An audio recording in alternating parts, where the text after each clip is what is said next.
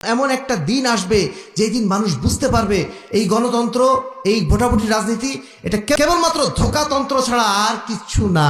এর প্রমাণ কি? আজকে আমেরিকা কি করছে? আমেরিকা সারা বিশ্বব্যাপী তারা গণতন্ত্রের ফেরি করে বেড়ায়, গণতন্ত্র বিক্রি করে বেড়ায়।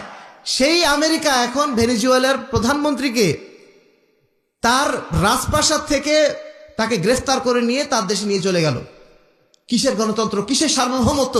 একটা দেশ আরেকটা দেশে আপনি আপনার বাড়ি, আপনার পাশের বাড়ি একজন লোককে ইচ্ছা মতো যে তাকে গ্রেফতার করে নিয়ে এসে যা খুশি করতে পারেন?